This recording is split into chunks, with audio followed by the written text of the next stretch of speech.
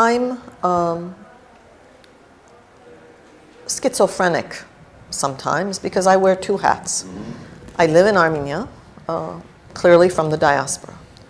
And I sense that the expectations, one of the other, have the distance between the expectations and the reality has increased rather than decreased from both sides. And that is making, it seems to me, for less significant, deep engagement, not more. And that is evident in the way that philanthropy is being done now. If it used to be that philanthropy in the diaspora was through certain major organizations, the AGBU has been fortunate in receiving wills, homes, and the fruits of Armenians' labor in order to do its work. Armenian Relief Society the same way, other organizations, the churches certainly.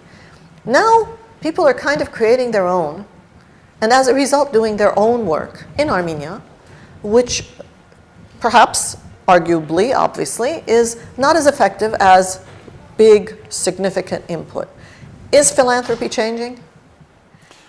You know, I think, again, your question has three different levels.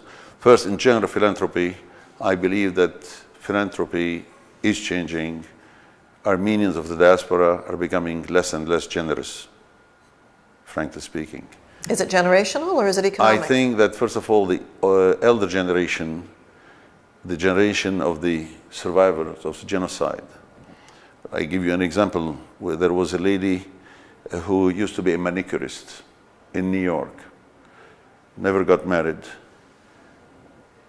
and every time she used to go on vacation back to Istanbul for 2 weeks, she used to go to the PSEG, shut off her electricity, the power, and save the money. To save money. She never realized that shutting it off and reopening it cost her more.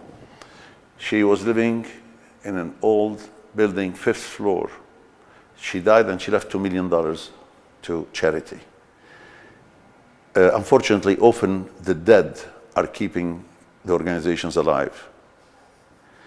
With the new generation, most probably there is the fact first that they are more integrated in their local society and they have other means, because the old generation, even though they were successful financially, but psychologically, they didn't have the courage to get out of the Armenian shell and go into the social life outside the community. No more. So within the community, they were the leaders, their ego was satisfied, and besides their ego, their emotions were satisfied. Now, no more. Unfortunately, the successful are drifting away from the community. And the leadership of the diaspora is not being able to catch up and cater to the needs of this new generation. And if we continue like this, we are going to be a diaspora without a diasporan. It is very challenging. For instance, I always refer to the experience in the United States, and I wonder, where is the Dokmedian generation? In 1984, Armenians in the United States, we had a governor, where another very large community, obviously the Jewish community, never had a governor in the United States history. We had 2 congressmen. We had 3 out of the 7 members of the Supreme Court of California. We had the Speaker of the House of Massachusetts. We had the Senate Majority Leader of New Jersey, and in the past we had the California Majority Leader of the House. This is in the 80s. Today, we have barely some members of city councils, and we say that we made it. We have to look back in retrospect, what went wrong? In the meanwhile, I remember when I came to the United States in '76, there were very, very few Armenians involved in Armenian community life, for instance, who had joined big law firms. Today in New York, we have 40, 50, 60. Easy. Yeah. Now the income level, maybe we don't have anymore the Alex Manoukian's fortunes and generosity, because fortune is not important as generosity. But we have a high level of income. It's embarrassing and shameful that the entire diaspora couldn't raise a couple of $1 million for the Syrian situation, refugee situation. But that's not an economic problem.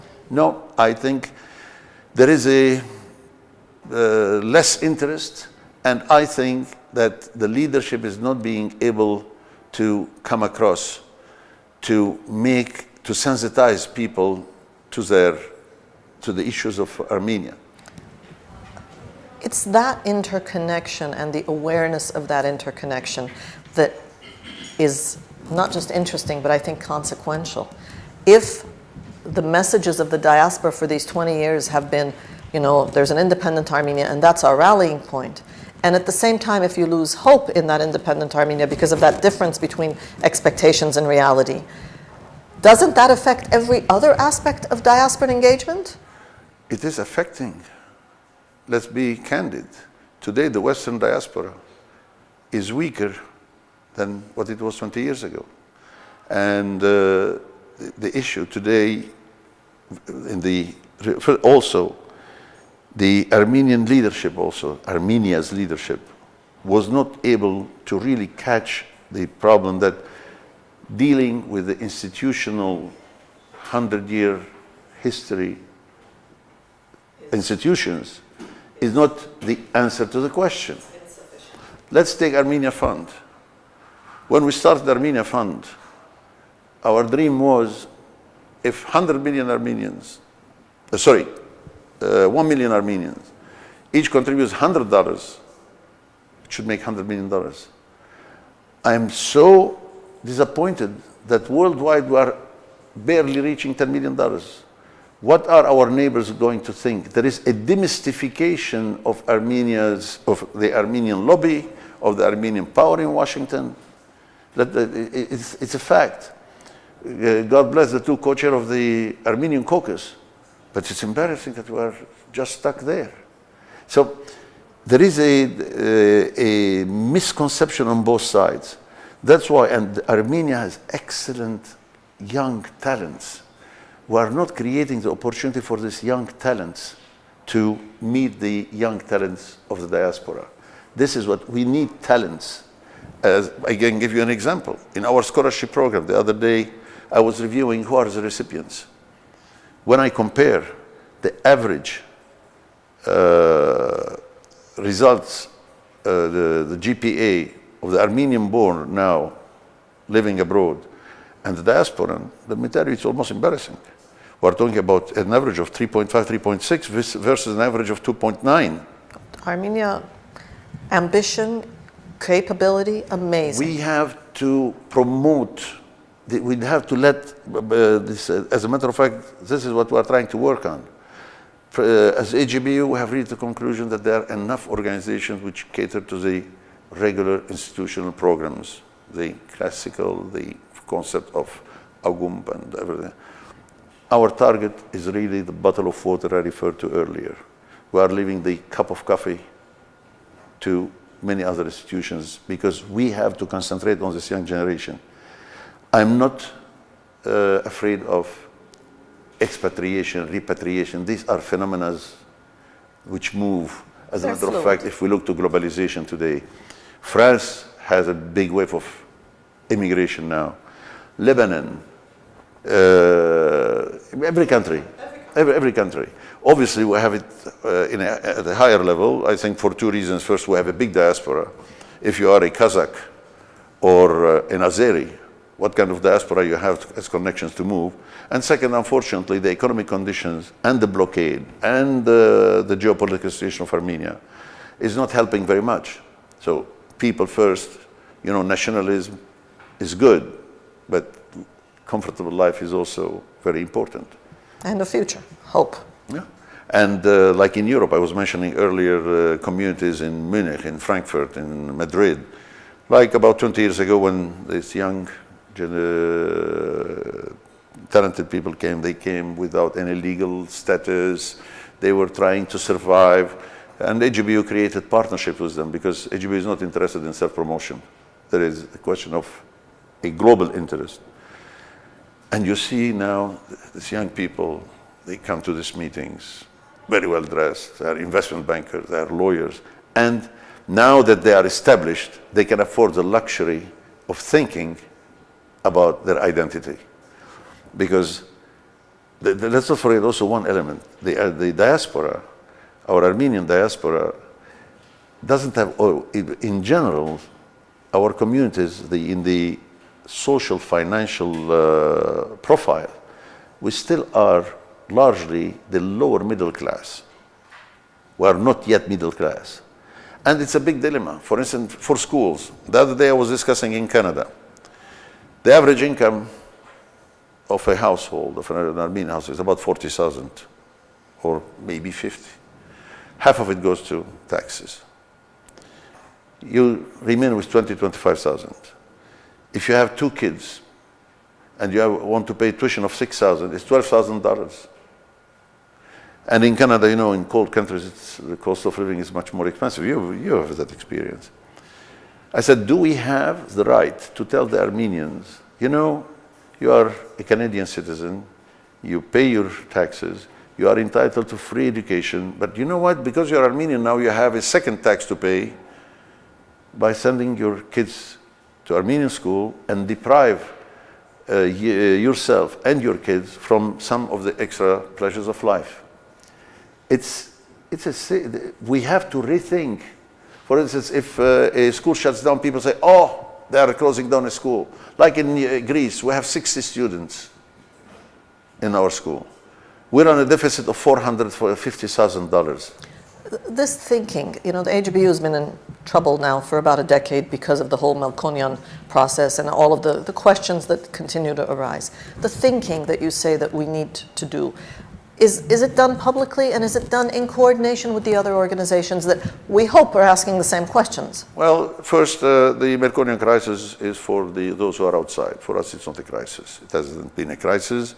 We believe that was the right decision because, as we said, we evolve. An institution which started in the 20s, obviously, you have to question yourself. As a matter of fact, today we have the same problems. Sorry to take your time, but just let's take schools. Why we had Armenian schools? Because under Ottoman Empire, we were not entitled to, we didn't have access.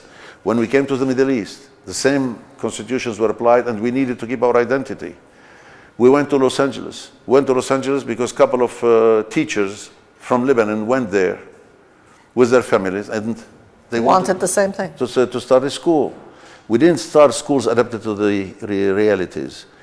I think that... And that can be said for so many of our institutions. We have, in this internet and the Twitter and Facebook, at AGBU now we have a database of 11,000 young professionals.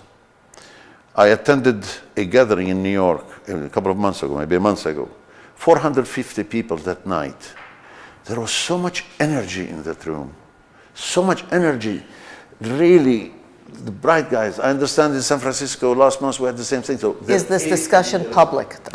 Is there public dialogue, both of the AGBU as well as with the other organizations? I have a lot of respect for all organizations. But unfortunately, when I became president in 2002, I tried to create a consortium of diasporan organizations and the churches. Unfortunately, it didn't lead too far. There are various reasons maybe, but and Armenia in that respect also failed to be the catalyzer. Because I always look, we are all members of this nation.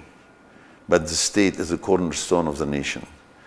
Every member of the state is a member of the nation, but every member of the nation is not part of the states. So the state maybe also, maybe we are expecting too much to have so many problems. It's those expectations we're talking about. We didn't have the maturity in the diaspora to get together. And also, most of us as institutions, let me tell you, we are dépassés. If we don't recognize that reality, if we don't acknowledge the failures, then we are in trouble.